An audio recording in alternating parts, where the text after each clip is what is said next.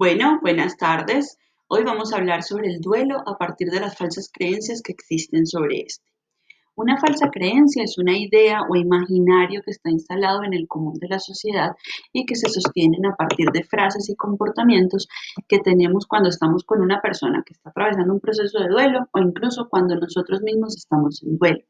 La intención de estas frases normalmente es aliviar o quitar el sufrimiento. El problema es que por su contenido y significados normalmente terminan es por prolongar el proceso e incluso pueden llegar a complicar un duelo. Por eso es tan importante conocerlas, analizarlas y tenerlas en cuenta para evitar repetir. Así, la primera frase que vamos a ver es la que asocia el duelo con la enfermedad. Entonces, ¿el duelo es una enfermedad o el duelo es una depresión?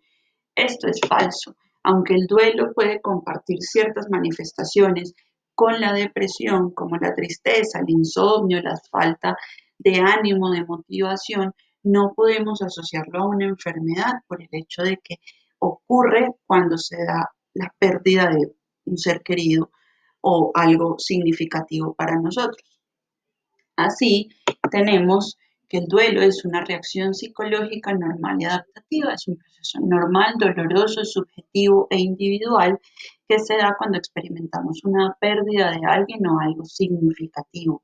Entonces, es normal sentirnos tristes cuando perdemos a alguien importante en nuestras vidas. Luego tenemos, tienes que olvidarlo y superarlo, o no pienses en eso que es peor. Esto asocia la elaboración de un duelo con el olvido y ese es uno de los grandes miedos de una persona que perdió a alguien importante, que quede en el olvido. Por eso es importante que recordemos que el duelo no es olvidar al ser amado, sino poder recordarlo con amor y no con dolor, que podamos hablar y pensar de esa persona que es tan importante para nosotros y que ya no está, sin que nos produzca angustia, que podamos estar tranquilos con eso. Por eso, negar la existencia del dolor no lo resuelve ni lo anula, sino que aplaza su resolución. Para poder encontrarle sentido a la pérdida es importante hablar de esa persona. Luego, los que estamos aquí necesitamos que estés bien. Es más fácil compartir el dolor, ¿sí? Esto no es cierto. El dolor es individual nuevamente y es un proceso normal que todos vivimos de forma distinta. Hay unas fases por las que vamos pasando. Primero tenemos shock y negación, donde es confuso, donde no es muy claro lo que sucedió, donde incluso lo negamos, hablamos de la persona como si todavía estuviera acá. Hay mucho apoyo sociales en esta fase donde se dan los procesos de funerales, por ejemplo, estamos rodeados de gente apoyándonos, pero no terminamos de caer en cuenta de lo que ha pasado. En esta fase, nuestra mente se prepara para asumir la pérdida. Luego tenemos la desesperación y entregando al dolor, que es cuando ya damos cuenta de que ocurrió una muerte, de que esa persona no está y no va a volver. Aquí aparece la ira intensa, la tristeza profunda, los sentimientos de soledad, tendemos a aislarnos, además que el apoyo social empieza a disminuir. Es difícil ver a futuro, es donde el dolor es aún más fuerte, donde hay más sufrimiento. Aquí empezamos, llega un punto donde empezamos a negociar con ese sufrimiento porque empezamos a sentir la necesidad de salir adelante. Y es donde llegamos a la reorganización y recuperación. Ya podemos ver a futuro, estamos un poco más tranquilos con esa pérdida, no hemos olvidado a ese ser querido, pero empezamos a retomar nuestras actividades o a hacer actividades nuevas. Luego tenemos el tiempo lo cura todo, que es una de las más comunes. Esta frase no es real porque nos pone en una posición pasiva en el proceso de duelo y realmente es un proceso donde tenemos que ser muy activos. Por eso se habla de unas tareas del duelo, donde la primera es aceptar la realidad de la pérdida, aceptar que la persona no está y no va a volver, poder expresar el dolor, poder expresar todas nuestras emociones, también hace parte fundamental del proceso, adaptarnos a su ausencia, adaptarnos a los nuevos roles que hay que asumir con esa muerte. Finalmente, poder recordar con amor, como decíamos, poder hablar y pensar en esa persona sin que nos genere angustia, poder hacerlo con tranquilidad. Luego tenemos esta de hay que ser fuerte, que nos lleva a preguntar ¿por qué? Sufrimos una pérdida, eso es doloroso. ¿Por qué hay que ser fuertes?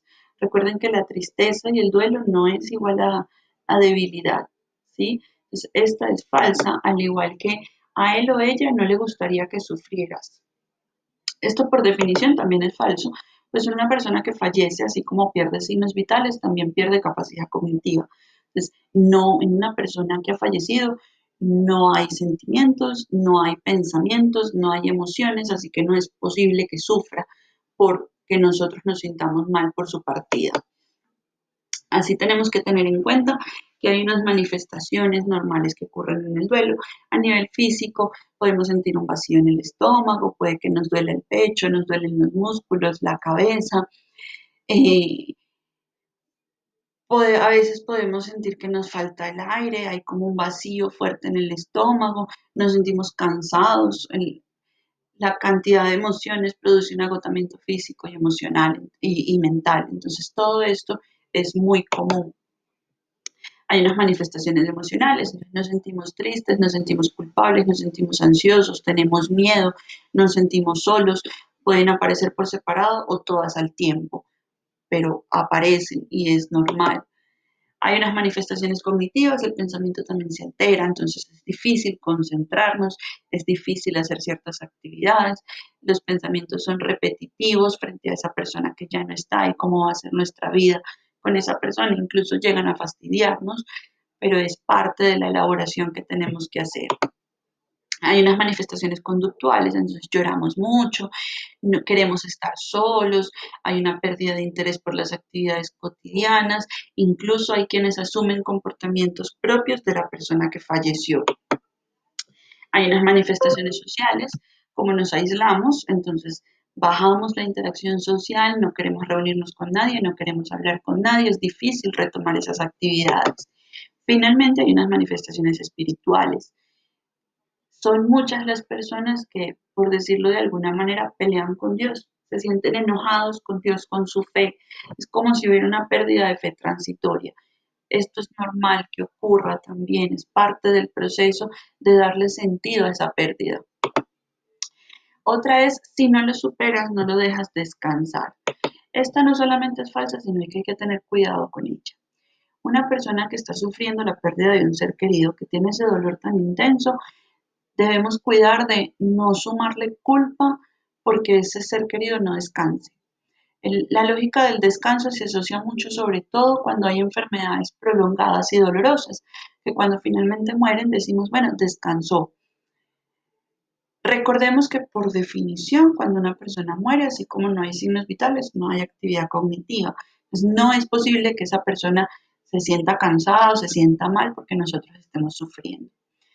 Aquí es importante que toquemos algunas señales de alarma que pueden ocurrir en el duelo, que si se dan, las empezamos a sentir, pedir ayuda puede ser una buena solución. Una de ellas es el pensamiento de suicidio, que es distinto al pensamiento de desearía irme con él, desearía estar con esa persona que ya no está. El pensamiento de suicidio tiene una lógica de planificación, de me quiero morir porque no le veo sentido a la vida. Esta es una muy importante señal de alarma. El abuso de sustancias, consumimos alcohol o drogas para eliminar el dolor que sentimos por la partida de ese ser querido, la ira incontrolada, nos sentimos con mucha rabia y empezamos a culpar a otras personas o al mundo incluso por la muerte de ese ser querido y podemos hasta llegar a planear venganzas por ese fallecimiento. El malestar físico intenso, como lo es el insomnio constante, las pérdidas rápidas de peso o intensos dolores de cabeza o en el pecho que afectan nuestra cotidianidad, también pueden ser señales de alarma. Otra frase es, ya ha pasado tiempo, ya deberías estar bien. Recordemos que el proceso de duelo es un proceso individual, no hay dos personas que lo vivan igual. Uno puede creer que uno se demora un determinado tiempo, que a uno no le daría tan duro, pero eso no quiere decir que para el otro sea igual.